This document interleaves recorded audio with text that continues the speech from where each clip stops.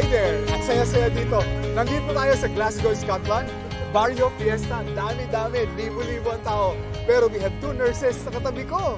Anong name mo? Geraldine Do. Ikaw? Imelda Ju. Ikaw ngayon, nasubukan mo na ang MXT before. Opo, matagal na. Capsule, yung coffee. Pareho. Nagdadala ka here. I want to introduce it kay Ma'am Imelda. Opo.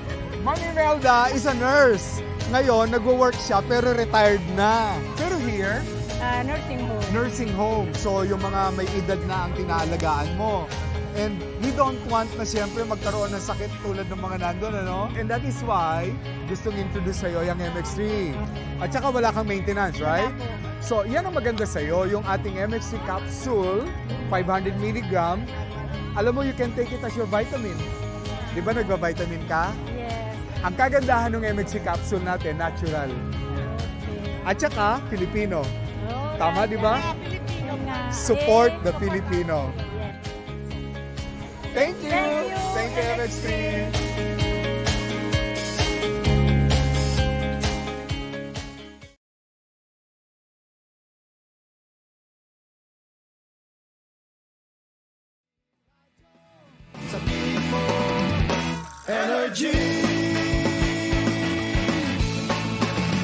Ang nag-iisang girlfriend mo sa radyo, DJ Lindsay. Ang pinakamakulit na girlfriend mo sa balat ng radyo. Isang magandang morning sa inyong lahat. Ako pa rin po nag-iisang girlfriend mo sa radio. My name is Lindsay.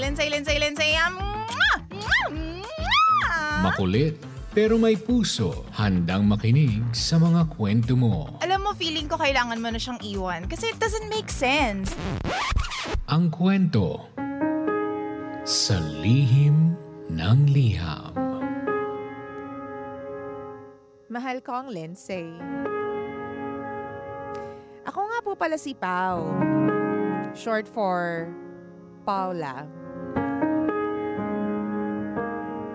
2 years in a relationship, never ko nakita o na-feel na niloloko ako ng boyfriend ko. Naisip ko, wala rin naman sigurong rason para magloko siya kasi we are very much happy sa relationship namin. Pero dahil lamang sa isang pustahan naming magbabarkada sa reunion, yung tipong kailangan ko ma-check yung messenger ng boyfriend ko. Doon ko nalaman na may mga kalokohan pala siya. Kailangan kasi mag-screenshot, DJ Lindsay, ng messages doon sa messenger ng patago. Yung pinakamalupit na screenshot na maituturing na top secret ng partner mo. Yon ang mananalo ng 5,000 pesos. May nakita akong nakachat niya. Actually, napakarami nila. Tapos yung name ng mga kachat niya, nakapangalan sa mga ate at kapatid niya. Kaya naman pala sa tuwing nakikita ko yung mga notifications na name ng mga kapatid niya, hindi ko nalang pinapansin. At syempre hindi ko pinagdududahan. One time mukhang nakita niya na pinakialaman ko yung messenger niya. Kasi nung binalik ko na yung phone dun sa bag, at nung kakausapin ko na siya, burado na lahat ng messages. Sa sobrang panghihina ako nung nakita ko po yung mga messages ng kalokohan ng boyfriend ko, nakalimutan ko nang mag-screenshot. Bigla pa niyang sinabi, "Kailan ba tayo nag-away? Lagi lang naman tayong masaya. Bakit naman ako magloloko sa'yo?" Yon ang sabi ng boyfriend ko. Magiging dahilan pa raw ba ng unang pag-aaway namin yung pagtatago niya? Wala naman daw siyang kailangan itago.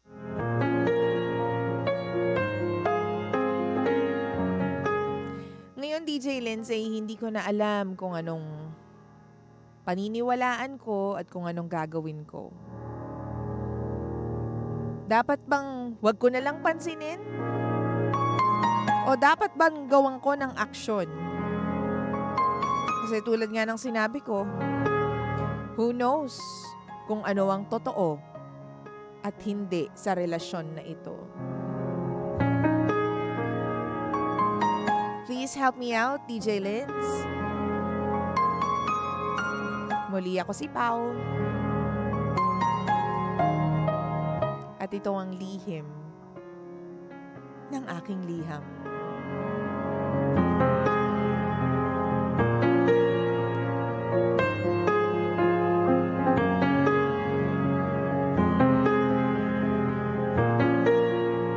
Lihim ng liham.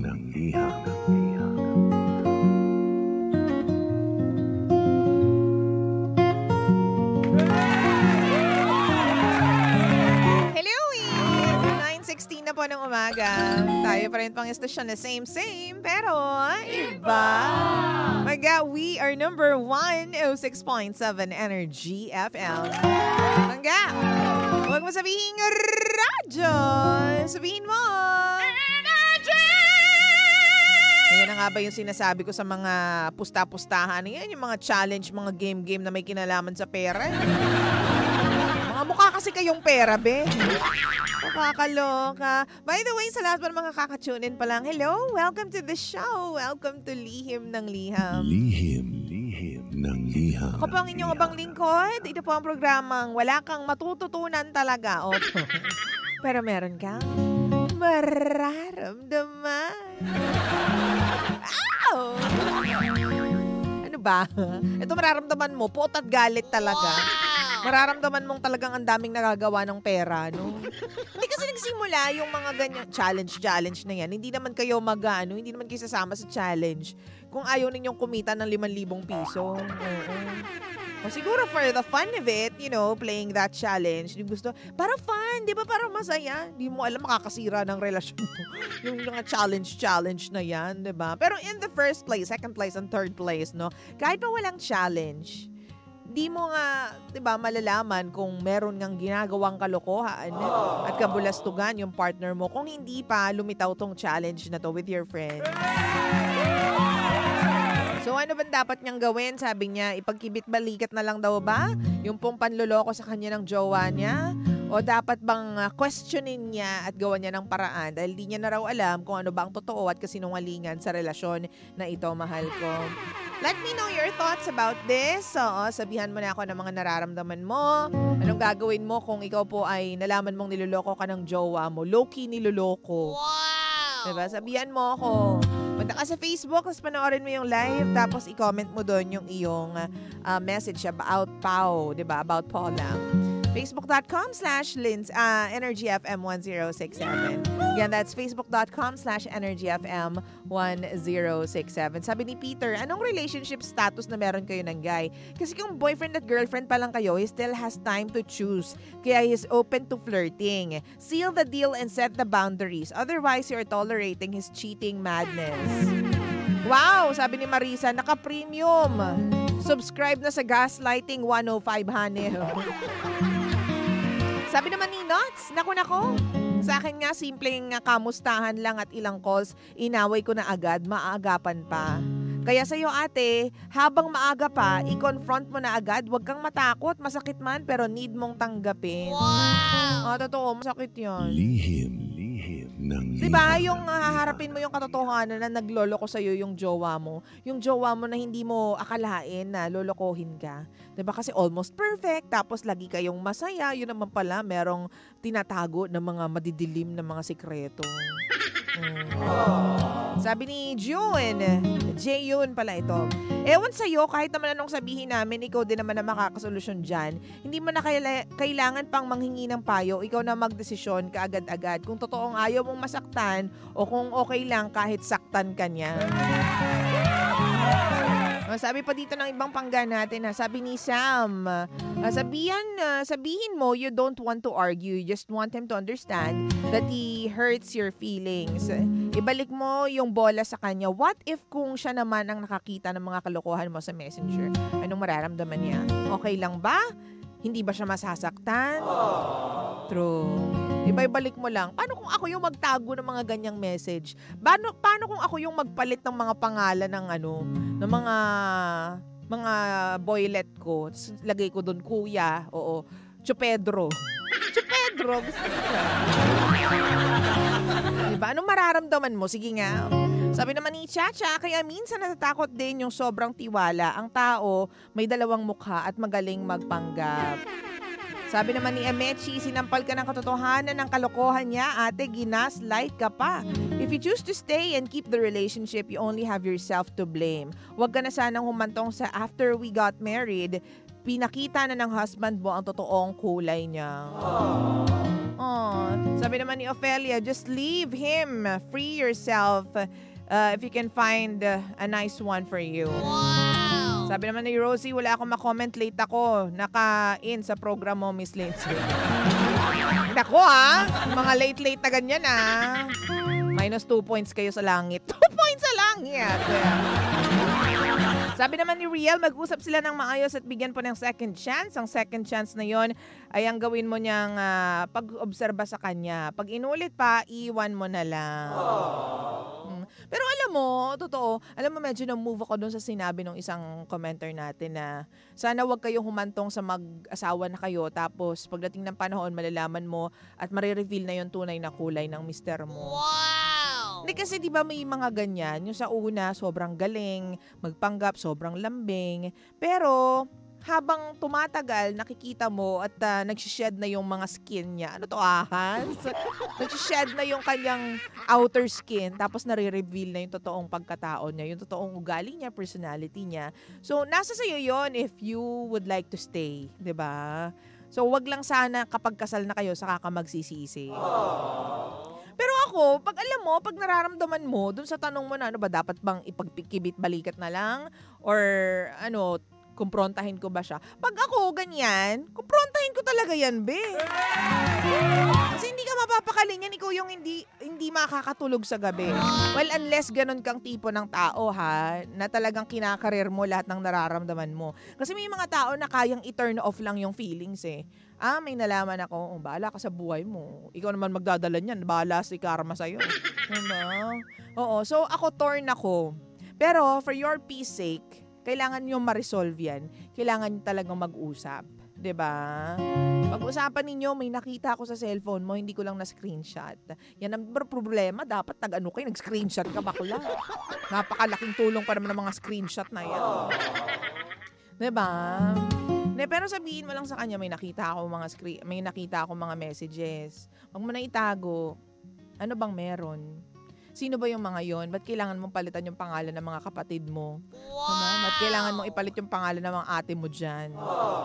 Sabihin mo na lang, niloloko mo ba ako? Kasi kung niloloko mo ako, itigil mo na yan. Ngayon kung ayaw mo itigil, maghiwalay na lang tayo. Ganun lang ka-chill, be. Ganun lang ka-chill. Kasi, di ba, ang tao naniniwala kasi ako na lolokohin ka. Kasi hodang kay bait-bait mo sa kanya, sobrang ganda mo, sobrang perfect mo, mayaman, matalino ka. Kung lolokohin ka. Take it from someone who've experienced a lot of pain already. Kahit pa ibigay mo lahat, sa totoo lang, kahit pa ibigay mo lahat, kahit pa mag-effort ka, kapag lolokohin ka, kapag di ka gustong panindigan, lolokohin ka at maghahanap pa rin siya ng iba. Sabi ni Eliza Anchoris, I think may alam yung friends niyan. Tapos ginamit na lang pustahan para mas ikaw yung makakita. Shoutout naman from Binyan. Hello po sa inyo dyan. Wow! Malay mo nga, no? Pwede rin naman. So ako, Pero yun lang, kausapin mo siya. Kasi sabihin mo, hindi na tayo bumabata. Diba? Hindi ko alam kung if you wanna spend the rest of your life with me. Kasi kung gusto mong ako makasama ng mas matagal pa, gusto mo tayo mag-end up together, then tigil mo yung mga kalokohan mo. Tigil mo yan. Ngayon, kung hindi pa ako yung nakikita mo na makakasama mo sa buhay na to, ngayon pa lang, sabihin mo. Para makapag-move on na tayong dalawa, be. Nag-aaksaya tayo ng oras. Kasi feeling ko niloloko mo ko eh. Ganon. Sabihin mo lang, feeling ko niloloko mo ko. Nakita ko yung mga pagpapalit mo ng pangalan dyan sa Messenger, dyan sa Facebook, sa kung saan mang contact. Di ako tanga, nakita ko lahat. Wow! Diba? Pero para may dating, dapat kalmado ka lang. Huwag ikaw yung nag-aaya ng away palagi. Hindi ganon. Kasi alam mo, nagbago na rin ang mga tao ngayon. Mas nanginginig sila sa takot kapag kalmado lang yung tao. Mas iba yung kalabog sa dibdib kapag kalmado yung nagsabi ng katotohanan. Diba? Kesa yung kapag nagsisisigaw, ganyan, yung galit na galit, G na G, ganyan. Iba eh. Iba yung yung pagsagot ng mga tao. Mas kinakabahan sila kapag kalmado yung nagsasalita. Wow! At mas mahuhuli mo yung mahuhuli mo yung galaw ng mata nila, yung reaksyon ng mukha nila, yung galaw ng bibig nila kapag kalmado ka, kaysa kapag galit siya. At galit ka rin. Galit kayo pareho. Diba? Sabi pa dito ni Arch, hindi pwede maging complacent kasi yung inaakala mo na hindi pwedeng mangyari, nangyayari. In your situation, you definitely have to talk to your jowa para malaman mo where the both of you stand. Tama ba? Nawala eh. Wait lang. Hindi ko mabasa ng buo. But thank you very much, Arch! Pero nasa sa'yo pa rin yan kung gusto mong kumprontahin ang katotohanan o gusto mo na lang i-cut ang everything. Kasi since mag-boyfriend, girlfriend pa lang naman kayo, gugustuhin mo ba na makasama yung ganyang lalaki sa life mo? Wow! Again, kausapin mo siya. Kung gusto nyong ayusin, ayusin ninyo. Ganyan. Kung kailangan mong ilabas yung mga nararamdaman mo sa dibdib mo, then kausapin mo siya. Kasi mahirap nga naman yan. Yung lagi ka nag-iisip, naku, lahat na lang ng bagay sa mundo mo apektado kapag ganyan eh, di ba? Trabaho mo, relationship, nakaka-bother pa dyan is, every time na magkikwento ka, wala kang ibang bukang bibig, kundi yung problema mo, di ba? Kaya once and for all, dapat i-resolve mo na yan with your bowa. With your boy prank. Okay? And we wish you well and we wish you luck, Paula. Sana maging okay ka na dyan. Oo. Sana maging okay ka at sana ayusin niya rin yung relationship ninyo. Kasi it takes two to tango. Ikaw, baka naman mamaya, ikaw na lang yung gusto mag-ayos ng relationship. Tapos siya naman, ayaw na. Gusto mang babae na lang naman babae. So, ikaw din yung mahihirapan, di ba? Wow! Know where you stand. Alamin mo rin kung anong papel mo sa buhay ng jowa mo. Okay. 9:27 on the clock. This is Kay Brosses with the song Natatawa Ako. Dito lang yan sa Energy FM. Oras natin, 9:27. Kasama niyo pa rin po si Lindsay. Tutok lang. Yahoo! Ah!